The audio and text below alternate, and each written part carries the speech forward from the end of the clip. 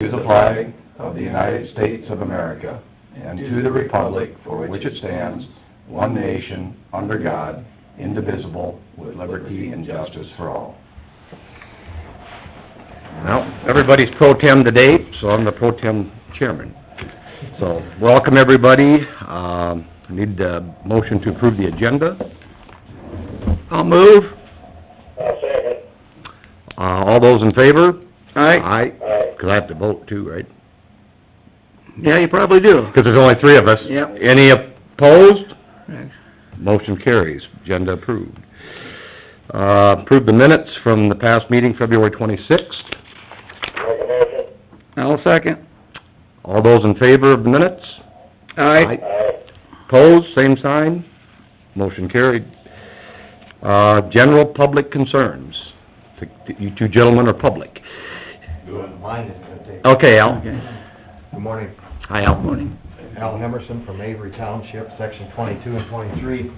Last Monday, I took the opportunity to get on a snowmobile and ride to West Branch of the Morning River, just north and west of the Murray Bridge area. And I know the county's having some issues with that road collapsing that's going down towards the bridge.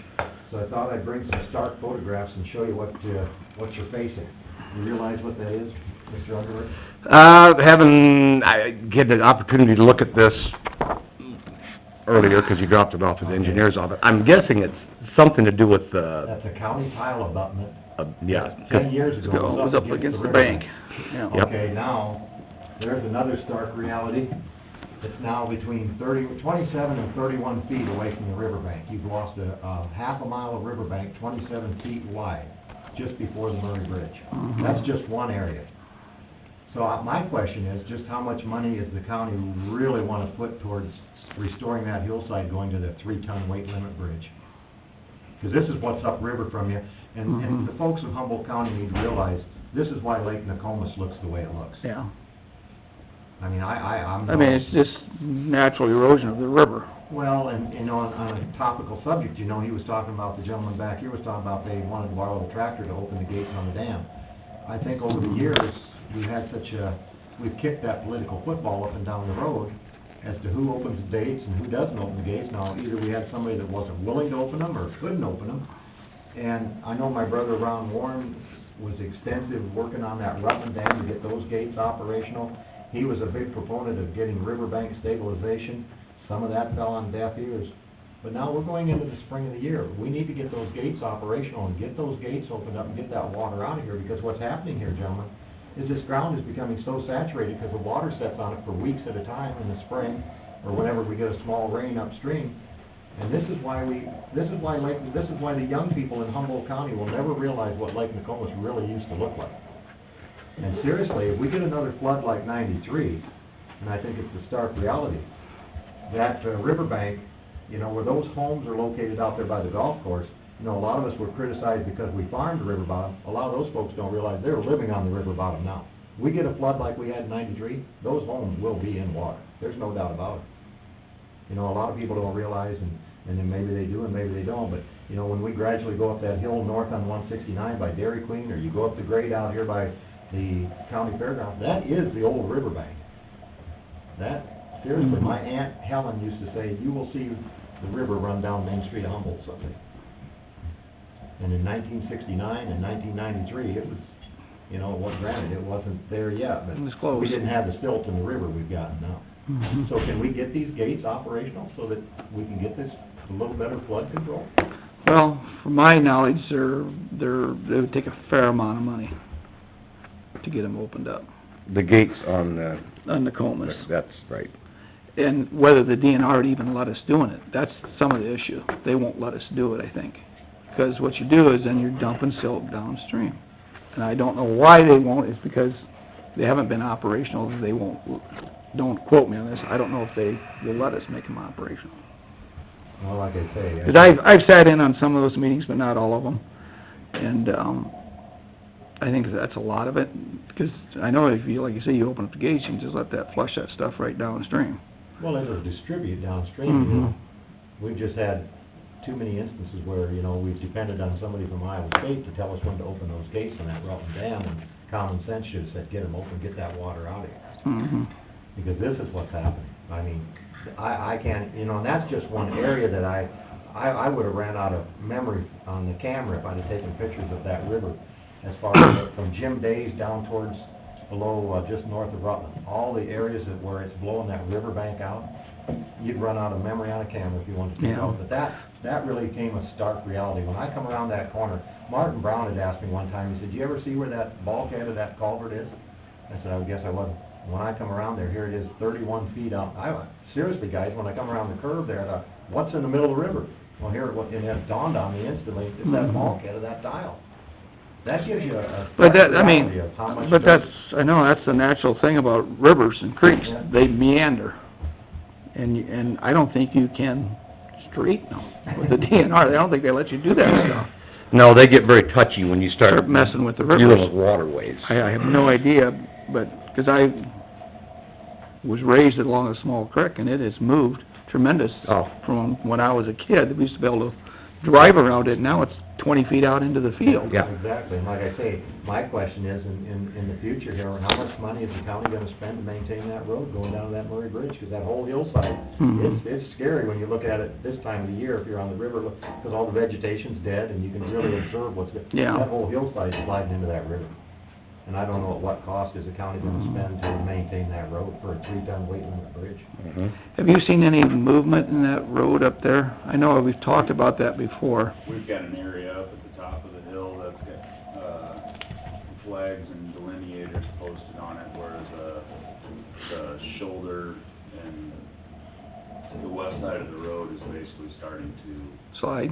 fall away and slide. Mhm. I think we measured it in, sometime last summer is when we first noticed it. Yeah, I thought you'd mentioned that before. Well, if this is any indication, it's gonna get a whole lot worse. Well, your contention, you know, and none of us are, you know, hydraulic engineers by any stretch, but that the erosion here is caused by the fact that the water is allowed to set longer, saturate the soil.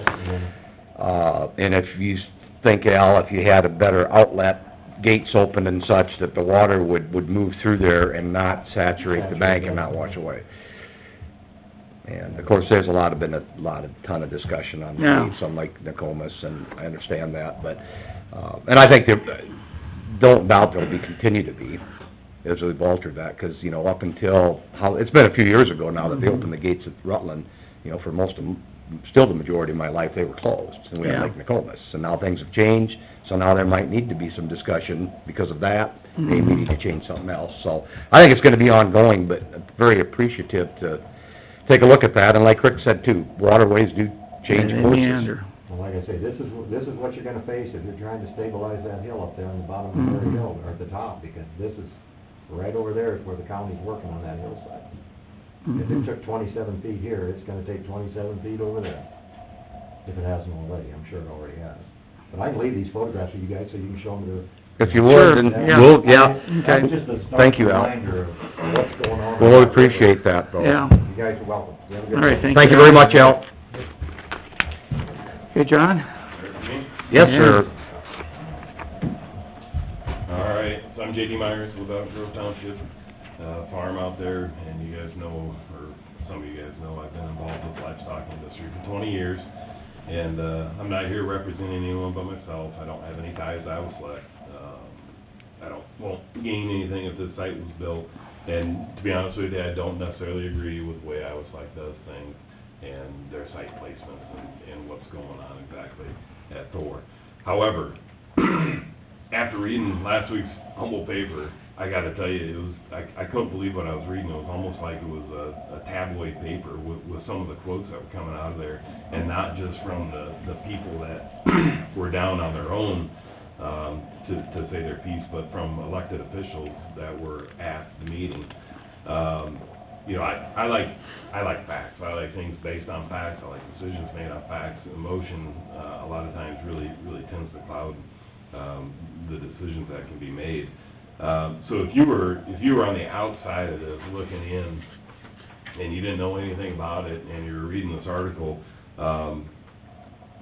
you would see somebody that claimed to have commercial business after the matrix had been passed, And it almost seems like they said, well, okay, this passed, we gotta go, and we gotta figure out how we can stop this now. So they start going through the matrix, find out that, oh, if there's a business nearby, well, yeah, there is a business nearby, let's go get some points for that, let's take that away, now they can't pass.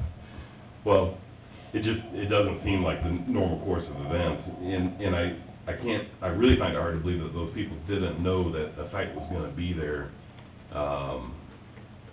before the matrix was passed. I mean, I knew about it, I think a lot of people on the floor knew about it, and it just seems really fishy that's coming up after the fact. Louis Allison was down there, he's in the paper representing the Humboldt County Zoning Board. You know, Louis has been vocal opposition for hog barns for years. Everybody knows where he stands. Lawmakers in Des Moines don't even listen to him anymore because they know what he's gonna say. He said he was worried about the runoff of the site entering waterways and pollution downstream.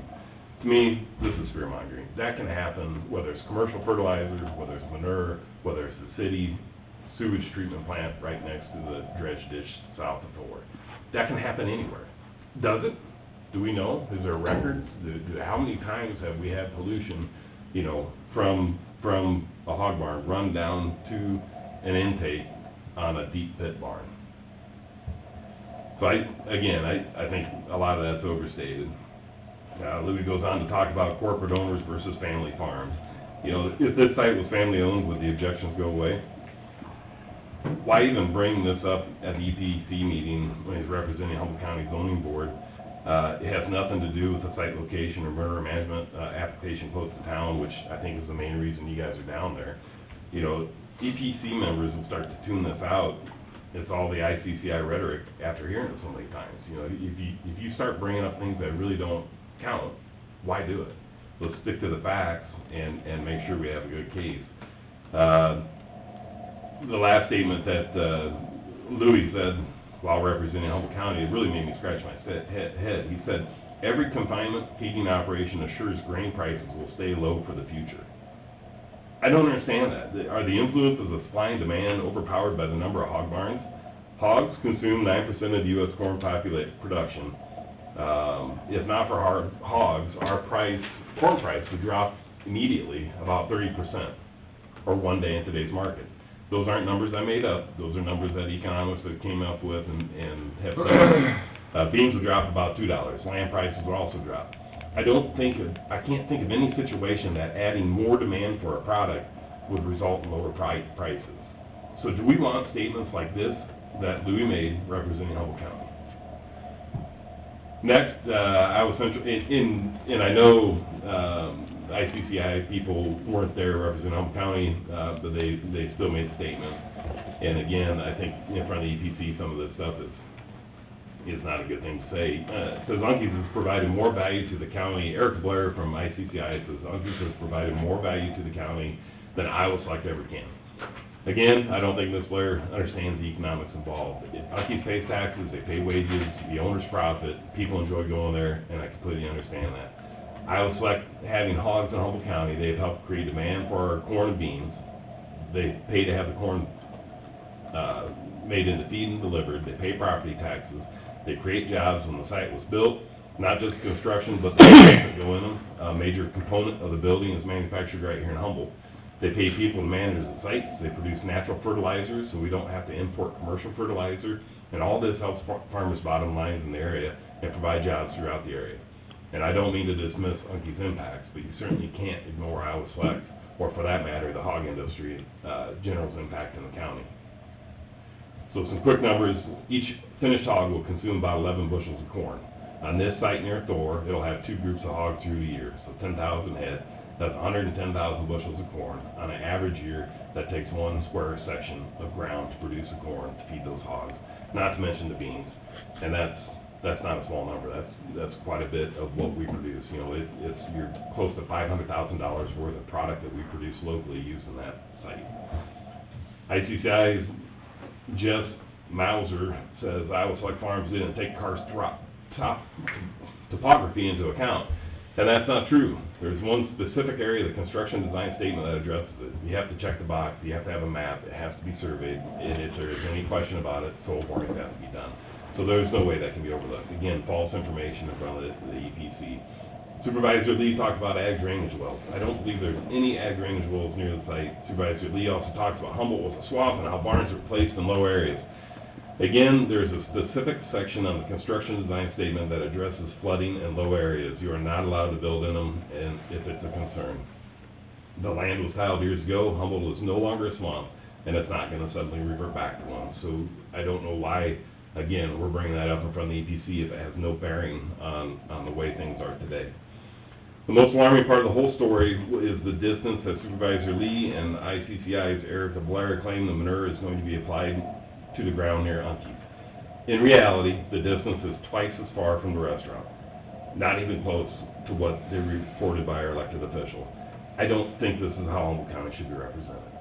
I think it's a complete embarrassment that it's that far off. You know, there's a lot of talk about how manure application is gonna hurt Unkeef's business. I think it's fear-mongering. You know, when I was growing up, I remember the hog buying station, not more than 500 feet north of Unkeef. There were hogs there all the time. It didn't hurt Unkeef's getting started. I don't understand why people are telling them that application manure that's gonna maybe smell 4 days out of a year is gonna completely ruin their business. You know, the majority, I've said it before and I'll say it again, the majority of the population is getting too many generations off the farm. People don't remember what the farm is about. They don't remember what farms look like and what they smell like. Later in the article, Supervisor Lee states that as a county, we don't get anything outside of ag, other than the ag taxes on the land. And that just floors me. The importance of livestock industry in our county is really hard to imagine. I mean, the livestock industry adds so much revenue to Humboldt County, it's hard to imagine what it would look like without it. I encourage the board members to honestly take a look at this. Talk to Dan Dix with New Co-op, talk to Brad Davis with Gold Eagle. Ask them what impact the livestock industry has on our county. Feed mill operators, truck drivers, site workers, lawn mowing companies, maintenance workers, fertilizer manufacturing. Humboldt has a large manufacturer of hog equipment right inside the city limits that has the payroll, property taxes, and the 1-cent sales tax. It's really hard to say that these hog sites don't add anything but a little property tax. And I think it's a slap in the face for the industry that's in Humboldt County. If you truly think that we would be better off without any hog barns, I would challenge each of you that own farm ground to specify that your tenants cannot sell grain to the supply chain that makes feed for these sites, or at least take the 30% discount off your local price if they deliver to one that does. You have to adjust your rent accordingly, but I'm sure you'll be more than happy to do that because you'll be standing for what you believe in. This counts taking it to an ethanol plant too. Corn ethanol industry would not be profitable today if they did not sell the DDGs back to the livestock industry. So no matter where you're at, if you own farm ground, if you sell grain in Humboldt County, you can be assured that some of it is going to feed Iowa like pigs or pigs that are owned by an integrator in Humboldt County. So if you don't feel that's right, you need to find a different way to market your grain. My suggestion is that Humboldt continues with appeal, and if you can, I mean, like we talked earlier, Rick, you said that guy can move that barn on the other side of his ground and get further away from everybody, and then just not apply manure close to the town. Go talk to him, sit down with him and see what's going on. But when he reads articles like this in the Humboldt paper, where everybody's attacking him and making false claims about what they're doing, I would not want to sit down with you either. There's no reason for him to, because no matter what you say, there's gonna be objections to it, and he just can't win. So, like I say, I think Humboldt County really needs to stick to the facts. Not fearmonger, not make up claims. I hope that he does move the site further away. I hope that you guys can come to some agreement on it. But when you're down there, you know, leave the rest of the ICCI talking points out of it.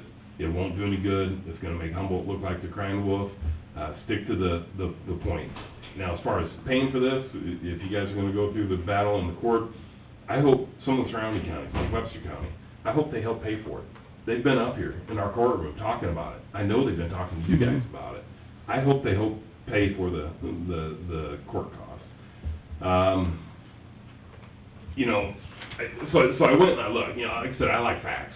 So I went and looked at towns around, what other towns have hog barns close to them? Is it causing a huge problem in that community? Have you guys done any testing? Have you asked the DNR to set out, air quality testing, monitoring, so you know what is going on? Is it really gonna be a problem?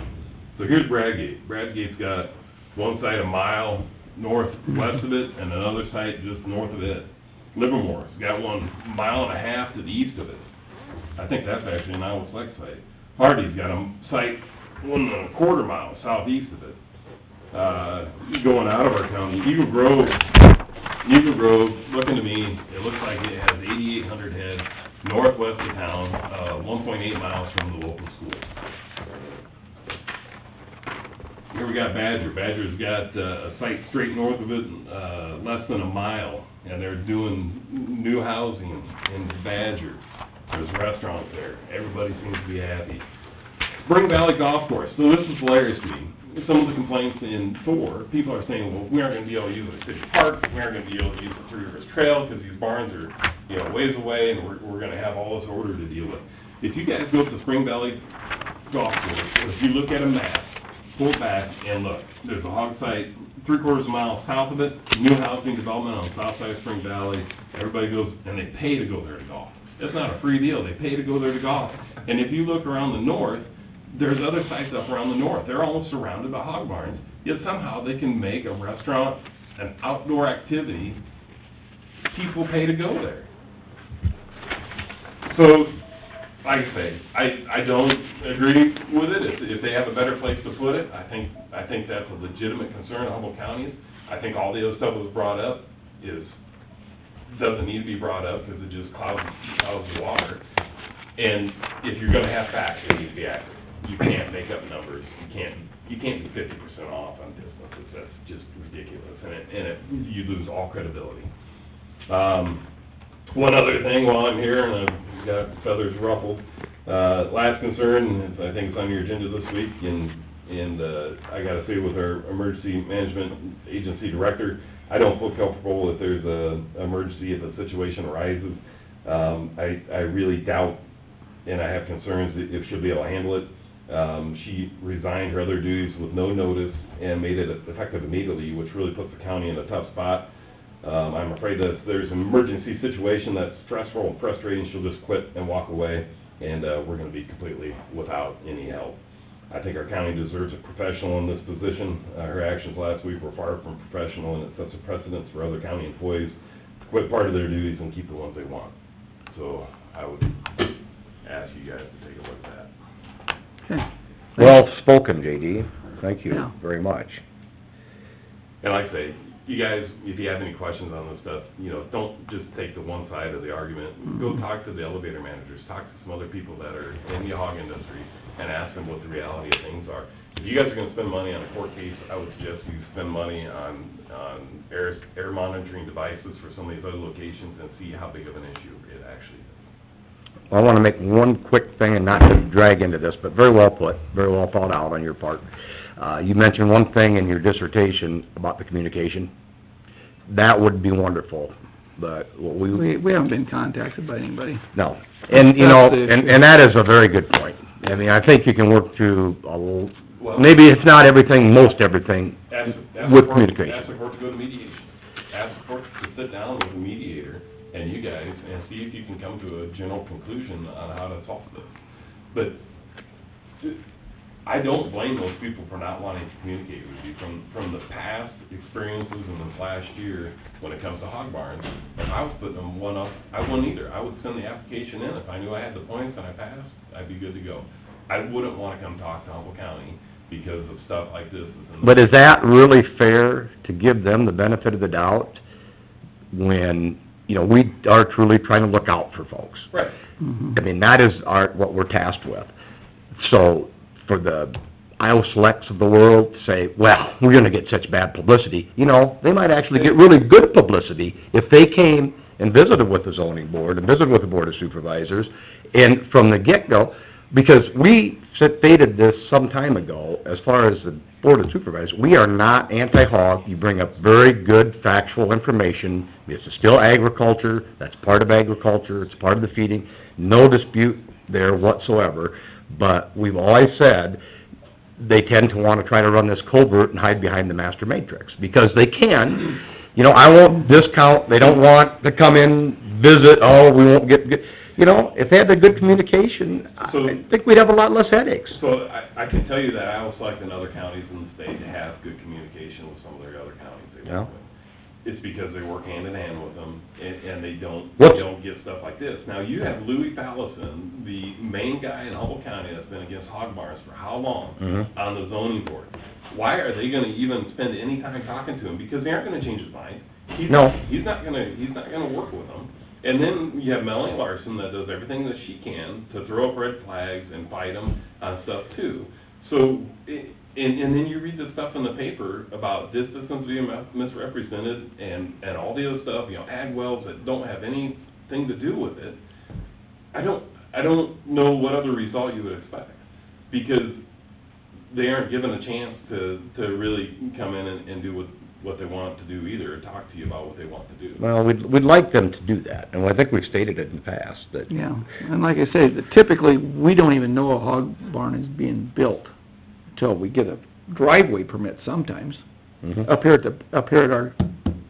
us, you know, If And- it's under 2,500 head, you're saying. yeah. Right, if it's on a matrix, it's gotta go through, right? Mhm. sometimes, you know, we're the last to know, But even with even that. then, when it's a matrix, a lot of times, we hear about first because of the driveway permit. They don't come and visit with us, hey, we're thinking about putting a hog building here. Let's look at it and talk about it and see where's a, you know, like, shift this sucker to the other end of the farm. Yeah, It might have solved a lot of problems. right. Mhm. It is doable. We're not anti, we do wanna distance ourselves from rhetoric and innuendo, and you're very correct, JD, factual, you know, it does get difficult to take emotion out of it sometimes. Yeah. I mean, there's just no two ways around that. But, no, like I said, very well spoken, but, yeah, we do and would appreciate the communication. Yeah. So, I mean, why not reach out to them? Why not say, hey, can we set up a meeting? Can we look where we can put this better? Well, at this point in time, that's probably a pretty good option, but, you know, moving forward with whomever, you would hope that someone that wants to come in and build the facility would take the initiative to reach out and say, you know, we're thinking about this, and I'll throw out the word that's been about, the good neighbor policy. You know, if you reach out and make a very concerted attempt for good neighbor policies, like Rick said, Yeah. you probably can avoid a lot of this headache. And I don't think they ever talked to a single neighbor saying, hey, we're thinking about building a hog building here. And that's kind of the convention. Communications is Exactly. important. Is what you brought up, good points, is it handled absolutely spot on perfectly? No. I mean, like you said, some of these things come up, some of it's emotion, some of it's people that have you know, a side to take or whatever. Yeah. All fair to state, but it's still what amounts to, from the county's perspective, is a good neighbor policy, is not trying to throw hogs and hog barns out of the county. It's trying to work and avoid some of these issues from the get-go. Yeah. And then, you know, let's say the good neighbor policy, work together, live together. Yeah. And obviously you cited some good examples, it can work, and we'd like it to work. Like I say, I don't want anybody to think I'm sticking up for Iowa, because I'm certainly not. I think they can do things a lot better. I think Stark can certainly do things a lot better also. But I think Humboldt County can certainly do things better too on their side, and just, you know, not attack everything when it comes in. Right. No, but well put, good All right. discussion. All right. Al? Thank Thank you. you. Thanks, JD. JD's point and what have you, you know, WHO has that very wording, good neighbor policy. Why can't we get together with some of those folks and find out why do they receive these awards? If they're doing everything wrong, obviously their neighbors are not gonna select them to receive an award. I think maybe we need to get a hold of someone like WHO and get a hold of some of these good neighbors that have done it right and have the accolades of their neighbors from the surrounding area that say, hey, these people are doing it right. You know, Well, that's a good point, that's what we're looking for, that's really the gist of it. Yeah. somehow But- those folks are getting through to these people that, hey, I mean, their neighbors are willing to say, hey, these guys do it right. Yep, and, you know, I've had tidbits of information from other counties regarding this, you know, the confinement issues, and but it alludes back to that, it's a communication thing, and I think that's what we're really striving towards. Yeah. So, again, give Iowa Select a call and just say, hey, we need to get this worked out. We need to, going forward, how are we gonna handle these, what do we need? you know, can we at least have somebody from your PR come up and talk to us? Bingo. I mean, I don't think it would hurt. No. Well, we're probably at a point, you know, if we as a county have to reach out at this juncture, fine. But moving forward, I believe it would fall on the shoulders of the companies, organizations, individuals to approach the Yeah. county first. That would be your good neighbor. You know, if you're thinking about putting up a hog building, talk to your neighbors, talk to the board, tell them this is my location, before you even get into it. Rather than get everything signed and dotted and turn in your master matrix, and then people find out about it. And, you know, cite some of the things that you mentioned, you know, with other locations and that. I mean, as what they could go about and talk to the folks that live in a given area. And if you guys, I mean, if you talk to, the Coalition of Sport Iowa Farmers, I know they have one, I'm sure other people have one, they have a model, you know, wind direction model and where you're gonna put the site and how many days a year, the odor is gonna affect, you know, different areas, and they can show you that on a map, where it's gonna go, how far it's gonna be, how bad it's gonna be, and how many days it's gonna affect them, because, you know, we have records of wind in Iowa and what it's gonna do, so, maybe that's something, if you guys, you know, see a site and you legitimately have concerns about it, you know, I guess I'm asking, do your research first, find out if it truly is, and not just listen to the opposition that it's gonna be a problem, because a lot of times they are. No, well put. All right? Thank you. Appreciate it. Thanks, JD, thank you very much. Thanks, Al. You're welcome, Art, thank you. Okay, we got that taken care of. Are you still there, Dave? Yes, I'm there. Okay. Now, boy, hang in there. We'll get to our next agenda item. We're gonna visit with Ben. Come on up and run through your information here. Thanks for your patience. No problem. Good morning. Good Hi, Ben. morning, First thing on the agenda is basically to accept with regret the resignation of David Tilges out of the boat shop. I went back and did some looking. Dave started February 3rd of 1975. Wow. So he's been with the county for just over 43 years, and he informed us, last week or the week before that his last date would be Good Friday, March 30th. 30th, this was written, yeah, okay. Well, it's quite a run, 43 years. Yeah, that's a long time to do anything. With one, position, I was gonna bring him up, I guess, to, be with me when we did this, and talking to Bruce last week, he said that you guys were gonna have a short board, Yeah, and... do it yeah, next week. We could do it next week. Yeah, that'd be So good. I'll talk to Dave and see if I can get him to come up, he doesn't like a lot of publicity. Yeah. No, he's not real, Mhm. but at this time, and do we have to have a vote on this? Wait, I just, think he just accepted. I think we just accepted it. Okay, this isn't... There's no vote. No, we're not voting, right. We accept, obviously then, we're accepting this, but duly noted, thank you very much for the many years of service to David Tilges. Right, Mhm. like I said, I'd like to have him come. up. Absolutely. Yeah. Shake- You may have to drag him kicking and screaming, but bring him along. Right, Yeah, that'd be awesome, Ben. and then along with that, according to the, how's that work? According to Article 7, Section 1, transfers within shop, on their union contract, we have to post, an opening for the foreman position in the Bode shop for 5 working days, so I guess I would like you guys to approve that we can put that posting in, that way we have a Get the foreman process lined started. up. Yeah, that way we have the process started and we have a foreman lined up for when, Dave is retired. Okay. That's fine.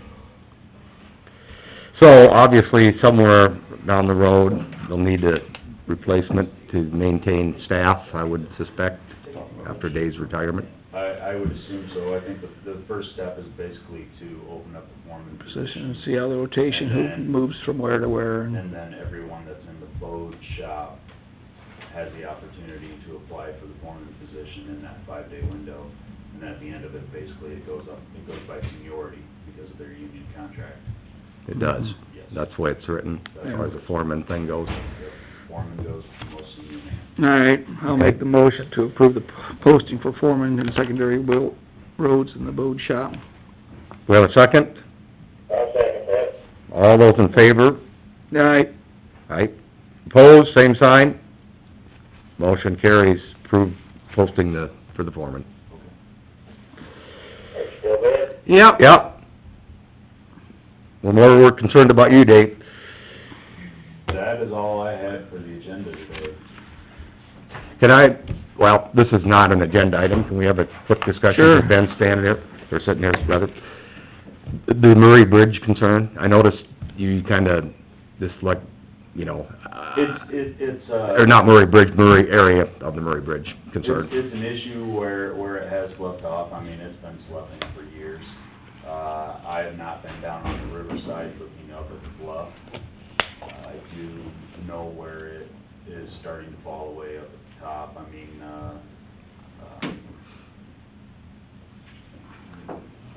potential options would be to buy a little bit of right-of-way east of the road and shift the road further east. There is a resident there, Tim in Val Cleveland.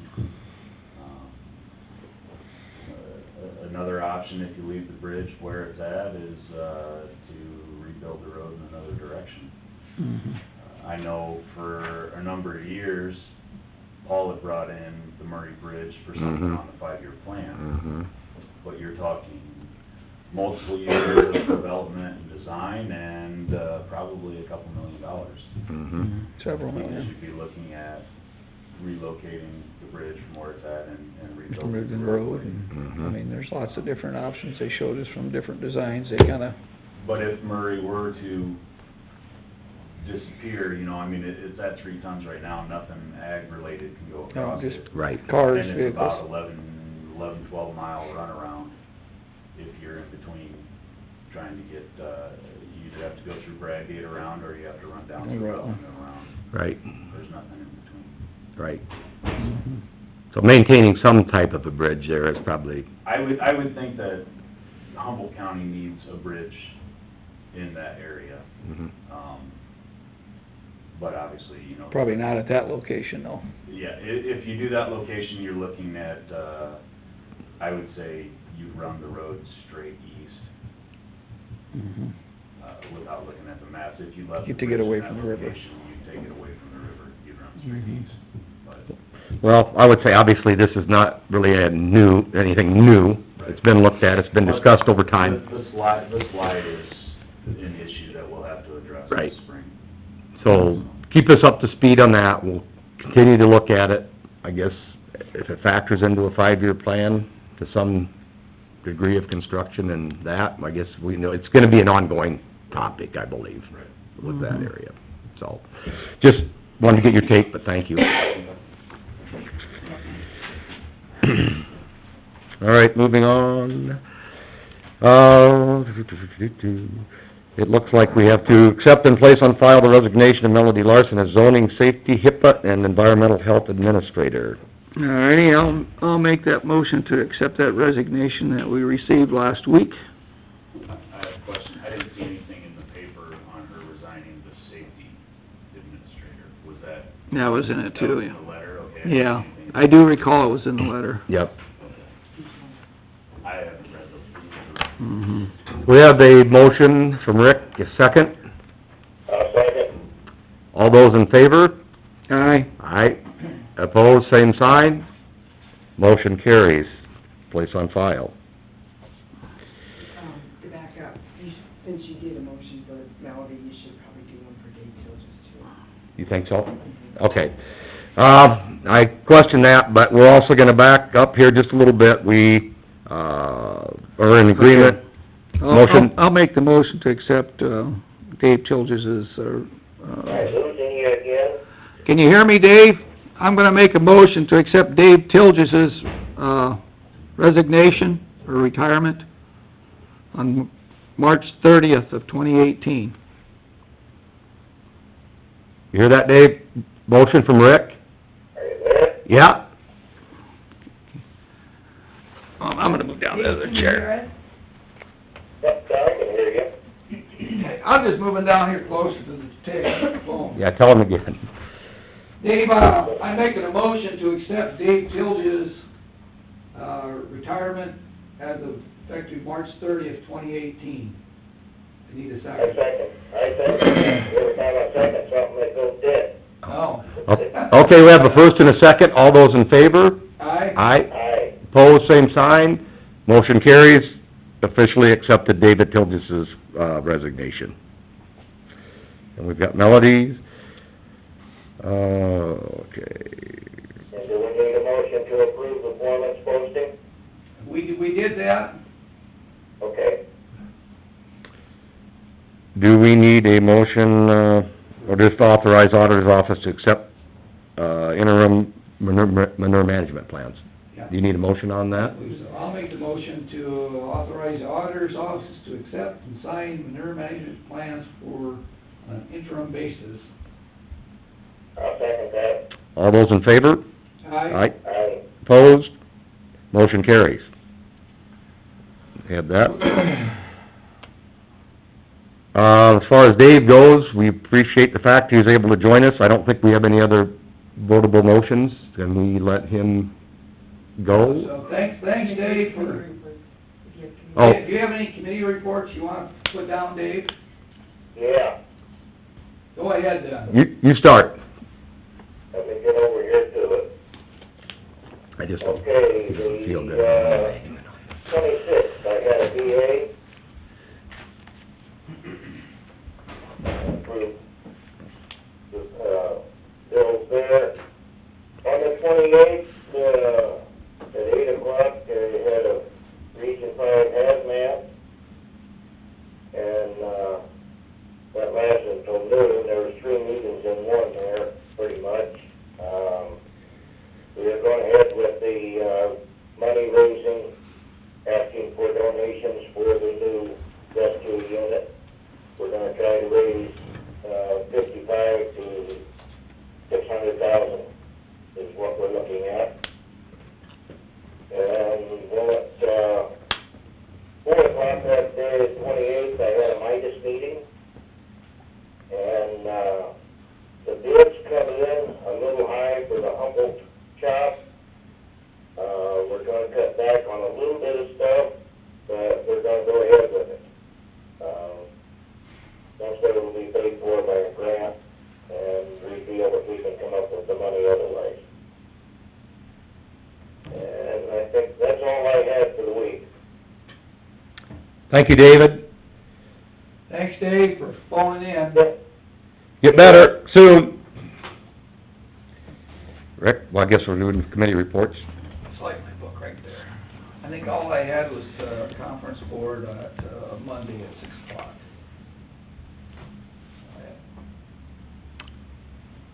Okay, this past Monday, the 26th, I had a building families meeting in Clarion, the bi-monthly, board meeting I attended.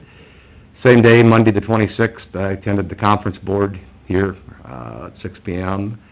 And this past Friday, the 2nd, I attended the foreman's meeting out at the, engineer's office, secondary roads. And that was a good meeting, by the way. That's what I had last week. So, we have a pretty short board. Appreciate Dave hanging in, getting through the voting Yeah. agenda items. Do we have any other discussion at this point in time, board related? I don't have anything. Other than that, we're gonna have this dog shelter meeting tomorrow at 9 o'clock here in the boardroom. Good? Um, Did you have a good, because I don't know, is that considered a board? Do you have a, no, or just a group? It's a committee. A committee. We're forming a committee to do, Is that open to the public? I don't know why it wouldn't be, but I So Ken and I can be here? I think so. suppose. I don't know why it's not, I mean, It's just, At that meeting, we're trying to get our ducks in a row and figure out where we're going, what we're gonna do, and, what it's gonna take to get something built permanent, or what we need to do, so. do you think there's any reason the press can't be there? I mean, I got my invitation in the mail from Gene, so. it's mainly just conversation as to what we feel the county needs and the city needs. Lost everybody again. I say it's mainly gonna be conversation as to what we feel the county and cities and the small communities need for a dog pound. Right. So, and we talk what we think for numbers it'll hold and Where it could be, where it could possibly be, things like that. Yep. It's just a discussion to try to get, Get the ball rolling, yeah. or maybe throw the ball out the window. Well, we, yeah, one or the other. Okay, that's it for me. So, well, I would say, Dave's still on the line, I would Still enter, there, Dave? I'm gonna make a motion to adjourn. I'll second that. all those in favor? Aye. Aye. Opposed? Meeting's adjourned.